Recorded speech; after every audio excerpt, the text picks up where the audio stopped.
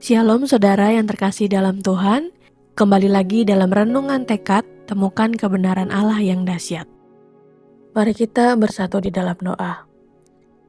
Allah Bapa yang bertata dalam kerajaan surga, kami bersyukur Tuhan karena kasih dan penyertaan-Mu yang tidak pernah berakhir di dalam kehidupan kami.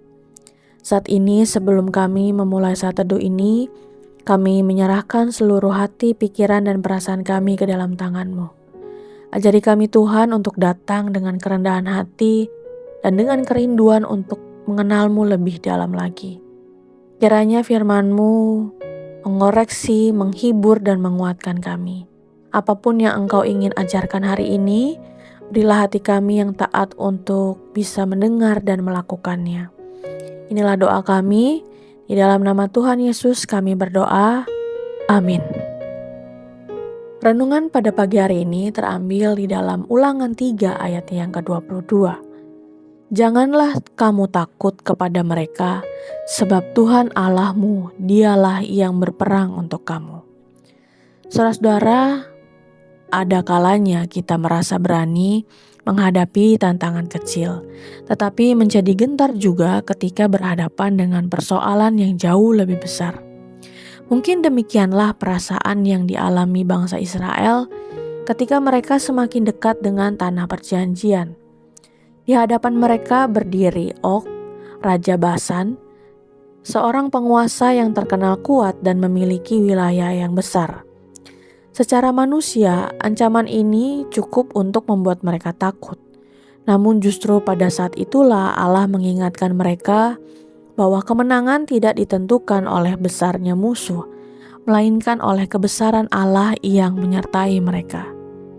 Di dalam Ulangan 3, Musa menuliskan bagaimana Tuhan menyerahkan Og dan seluruh kerajaannya ke dalam tangan Israel. Kemenangan ini bukan hebatnya strategi militer mereka, tetapi karena Allah sendiri berperang bagi umatnya. Setelah kemenangan itu, Musa menguatkan Yosua dengan berkata di dalam Ulangan yang ketiga ayat yang ke-22, janganlah kamu takut kepada mereka, sebab Tuhan Allahmu, dialah yang berperang untuk kamu. Peristiwa ini menjadi kesaksian bahwa Allah selalu setia menggenapi janjinya. Dalam perjanjian baru, janji itu mencapai puncaknya di dalam Yesus Kristus. Kristus telah mengalahkan musuh terbesar manusia, yaitu dosa, maut, dan kuasa iblis. Ada di dalam Kolose 2 ayat yang ke-13 hingga ayat yang ke-15.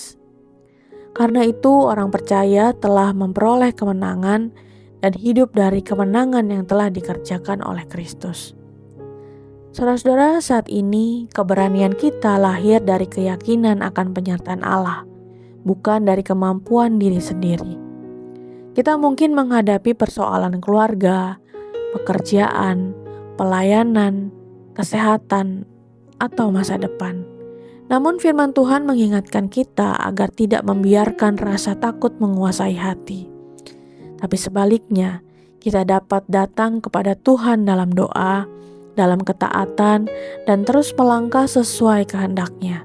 Ketika kita menyerahkan pergumulan kepada Tuhan, kita belajar bahwa kemenangan sejati bukan selalu berarti hidup tanpa kesulitan, tetapi mengalami Allah yang setia berperang bagi kita. Mari kita tutup di dalam doa. Bapa yang di surga, terima kasih atas firman-Mu yang mengingatkan kami bahwa kami tidak perlu hidup dalam ketakutan karena Engkau sendiri yang berperang bagi kami. Saat kami menghadapi persoalan yang terasa lebih besar dari kemampuan kami, ajarlah kami untuk tidak mengandalkan kekuatan diri kami sendiri, tapi kami boleh percaya sepenuhnya kepada kuasa dan penyertaan-Mu. Teguhkan hati kami Tuhan agar tetap berani melangkah dalam iman. Tuhan, kami menyerahkan setiap pergumulan, kekhawatiran, dan masa depan kami ke dalam tangan-Mu. Penuhi hati kami dengan damai sejahtera dan keberanian yang berasal dari-Mu. Tolong kami untuk tetap setia berjalan bersama-Mu. Untuk kami percaya bahwa kemenangan sejati telah Engkau sediakan bagi setiap orang yang berharap kepada-Mu. Inilah doa kami Tuhan, di dalam nama Tuhan Yesus kami berdoa. Amin. Saudara yang terkasih, jika saudara memiliki pokok-pokok doa yang dapat dibagikan kepada kami untuk kami doakan, saudara-saudara bisa mengisi pada link deskripsi dari tayangan ini atau men-scan barcode yang ada di tayangan ini.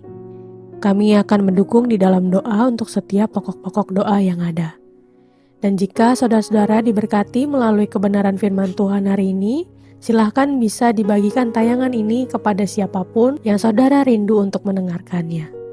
Selamat melakukan firman Tuhan yang dahsyat. Tuhan Yesus memberkati.